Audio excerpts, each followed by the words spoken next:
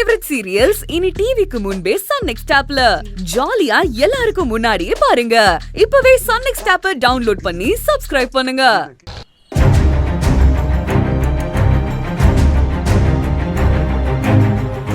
என்ன நடக்குது மித்ரா? ஆண்டி எதுக்கு ஆனந்தி சொல்றதெல்லாம் உண்மையை நம்பி அந்த ரகுவை கண்டுபிடிக்க ஹேபியஸ் கார்பஸ் பெட்டிஷன்லாம் ஃபைல் பண்ணிருக்காங்க. அவங்க இப்படி ஒரு விஷயம் பண்றாங்கன்னு தெரிஞ்சதும் எனக்கு இன்ஃபார்ம் பண்ண வேண்டியதானே? ஐயோ மகேஷ், எனக்கு இது தெரியாது. தெரிஞ்சிருந்தா நானே தடுத்திருக்க மாட்டேனா? இப்போ கொஞ்ச நேரத்துக்கு முன்னாடி தான் எனக்கே தெரியும். நானே உன்கிட்ட இது விஷயமா பேசலான்னு தான் இருந்தேன். அதுக்குள்ள நீயே நம்ம மீட் பண்ணி பேசலான்னு கால் பண்ணியா? சரி, இத பத்தி பேசதான் கூப்பிட்டுருப்பேன்னு கூட எனக்கு தெரியாது மகேஷ். நான் சொல்றேன், தப்பா நினைக்காத மித்ரா. ஆண்டிக்கு இது தேவையில்லாத வேலை. அன்புக்கும் ஆனந்திக்கும் கல்யாணம் பண்ணி வைக்கிறதுக்கு நாம எவ்வளவு கஷ்டப்பட்டோம். ஆனந்தி மனசை கொஞ்சம் கொஞ்சமா மாத்திக்கிட்டா அவ அன்போட சந்தோஷமா வாழ்வான்னு எவ்வளவு ட்ரை பண்ணிட்டு இருக்கோம். இப்ப போய் ஆண்டி புரியாம ஆனந்தி சொல்றத நம்பி ஏன் இப்படி பண்ணிக்கிட்டு இருக்காங்க? அவ ஏதோ ஒரு இல்லாத எனிமையை உருவாக்கிக்கிட்டு சில்வர் ஜூப்ளி ஃபங்க்ஷன்ல ஏதோ நடந்த இன்சிடென்ட்ட மனசுல வச்சுக்கிட்டு அந்த ரகு தான் இதுக்கெல்லாம் காரணம், அவனை புடிச்சா அவளோட கர்ப்பத்துக்கு காரணம் யாருன்னு தெரிஞ்சிரும்னு நான்சென்ஸ் மாதிரி உளறிக்கிட்டு இருக்கா. அவதான் அப்படி பேசுறான்னா ஆண்டி ஒரு கிரிமினல் அட்வொகேட் தானே.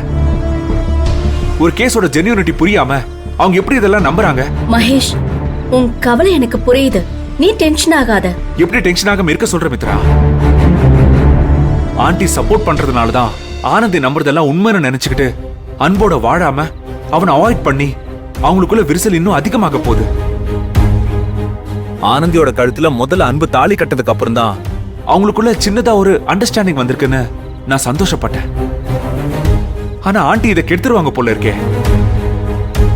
ப்ளீஸ் மித்ரா, ஆனந்தி சொல்றது எதுவுமே உண்மை இல்ல, எல்லாமே அவளோட இமேஜினேஷன் நீ ஆண்டிக்கு புரியவே. ஐயோ மகேஷ், அம்மாவோட ப்ரொஃபஷனல்ல நான் தலையிடவே முடியாது. அதுல நான் இன்டர்ஃபை ஆனா அவங்க என் மேல கோவப்படுவாங்க மகேஷ்.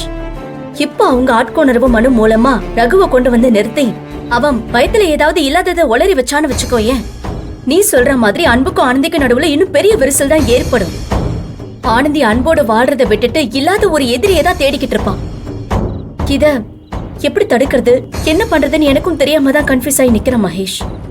நோ மித்ரா, இது கன்ஃபியூஸ் ஆக வேண்டிய நேரம் இல்ல, தெளிவா இருக்க வேண்டிய நேரம். என்ன நடந்தாலும் சரி, மறுபடியும் அன்பு ஆனந்தியோட வாழ்க்கையில எந்த ஒரு விரிசலும் ஏற்படக்கூடாது. அதுக்கு ஏதாவது பண்ணியே ஆகணும். Think Mitra, think. மகேஷ், எனக்கு ஒரு ஐடியா தோணுது. என்ன? ஆனந்திய இந்த கேஸ்ல இருந்து முதல்ல டைவர்ட் பண்ணணும். இந்த கேஸ மறந்துட்டு அவ அன்போட வாழணும். இது ரெண்டும் நடக்கணும்னா அவங்க ரெண்டு பேரும் தனிமையா இருக்கிற மாதிரி ஒரு சூழலை நம்ம உருவாக்கணும். அதுக்கு அவங்க ரெண்டு பேரும் வெளியூர் போகணும். திடீர்னு என்ன காரணம் சொல்லி அவங்களை வெளியூருக்கு அனுப்ப முடியும்? இப்பதானே கல்யாணம் ஆயிருக்கு, ஹனிமூன் ட்ரிப் அனுப்பலாம். ஆனந்தி இருக்கிற மைண்ட் செட்டுக்கு இந்த ஹனிமூனுக்கு அவன் அக்செப்ட் பண்ண மாட்டா. கல்யாணத்துக்கு மட்டும் அவ ஒத்துக்கிட்டாளா? நம்ம பண்ணி வச்சோம்ல, அந்த மாதிரி ஏதாவது ஒரு பிளான் பண்ணி அவங்க ரெண்டு பேரையும் ஏதாவது ஒரு ஹில் ஸ்டேஷனுக்கு அனுப்பி வைப்போம். ஒருவேளை அவ அன்போட போக மாட்டேன்னு சொன்னா? அவ அன்போட தனியா ஹனிமூன் போக சொன்னா தானே பிரச்சனை. சும்மா டூர்னு சொல்லி கூட ஜெயந்தி முத்துவி அனுப்பி வைப்போம். இந்த ட்ரிப் முடிஞ்சு வரதுக்குள்ள ஆனந்திக்கு உன் மேல பழைய காதல் வரணும், அது உன்னோட பொறுப்புன்னு நீ அன்பு கிட்ட சொல்லிடு.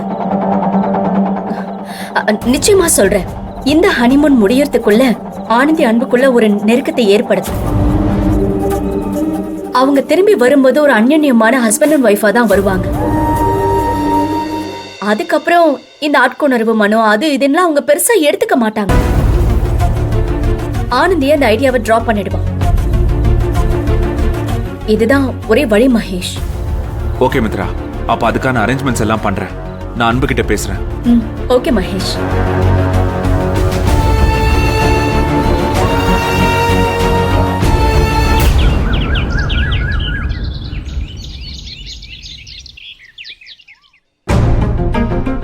இல்ல தங்கம், சத்தியமா.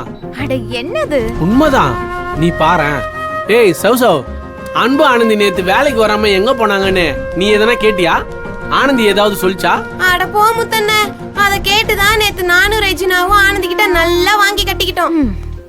உன் வாயை வச்சுக்கிட்டு நீ சும்மா இல்லாம ஏதாவது நக்கலா பேசியிருப்ப, அதான் அவ திட்டியிருப்பா. கொஞ்சம் இல்ல ஜெயந்தி, ரொம்ப நக்கலா பேசியிருப்பா. இப்படி எல்லாரும் என்ன கலாய்ச்சிட்டே இருந்தீங்க, அப்புறம் அவ என்ன சொன்னானே சொல்லவே மாட்டேன். சரி சரி, கோவப்படாத, சொல்லு. ரகு பொண்டாட்டியை தேடி தான் போயிருக்காங்க. ரகு பொண்டாட்டியவா?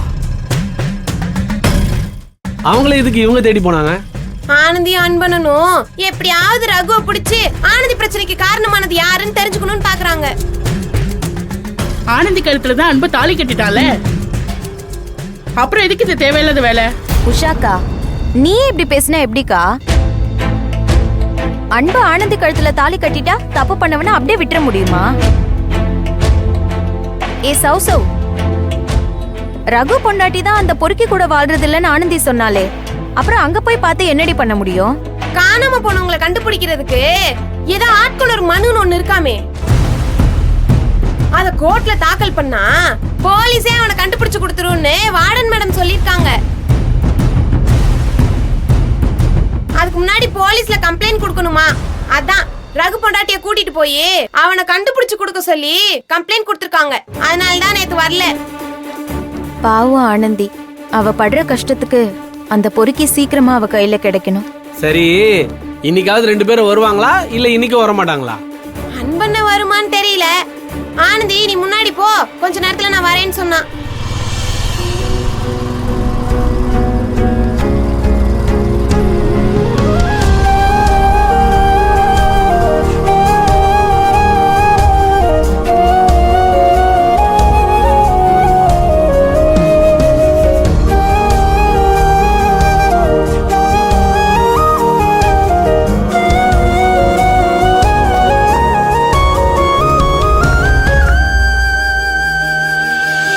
ஏய் உஷா, முந்த நேத்து முத்துவும் ஜெயந்தியும் ஜோடியா பைக்ல வந்து இறங்குனாங்கல்ல, ஆனா அதை விட அன்பும் ஆனந்தியும் வந்து இறங்குறது பாக்க எவ்வளவு அழகா இருக்குல்ல.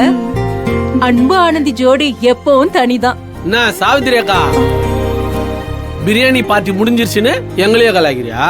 ஐயோ முத்து, நிஜமாவே அவங்க 2 பேரையும் இப்படி பாக்கும்போது ரொம்ப சந்தோஷமா இருந்துச்சு. அதனாலதான் இப்படி சொன்னேன். உங்களுக்கு கம்மியா சொல்றேன்னால தப்பா நினைச்சுக்காதீங்க, கோச்சிக்காத முத்து. நாங்க ஏங்கா கோச்சுக்க போறோம்?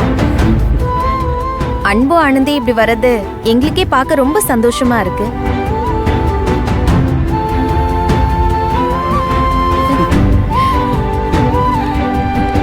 வாங்க வாங்க, எல்லாம் நீங்க 2 பேரும் சந்தோஷமா வர்றத பார்த்துதான் நாங்கெல்லாம் ரொம்ப சந்தோஷப்பட்டுட்டு இருக்கோம். எப்பவும் இப்படியே ஒன்னா இருங்க. இனிமே இருப்பாங்க. ஆனந்திக்கு தான் தாலியோட மகத்துவம் என்னன்னு புரிஞ்சிருச்சுல, அது புரிஞ்சப்பவே அன்பு எவ்வளவு முக்கியம்னு புரிஞ்சுக்கிட்டா. அந்த தாலியோட மகிமை தான் 2 பேரும் ஒன்னா வராங்க. அக்கா, எங்களுக்குள்ள நீங்க எல்லாம் ஆசைப்படுற மாதிரி அந்யோன்யம் இருக்கோ இல்லையோ, மனஸ்தாபம் வந்துடக்கூடாதுன்னு இருக்கோம். நீங்க எதையாவது பேசி கிளப்பி விட்டுறாதீங்க. போய் அவங்கவுங்க வேலையை பாருங்க. அதான் மாப்பிள்ள சொல்லிட்டால, வாங்க வாங்க மேல போலாம்.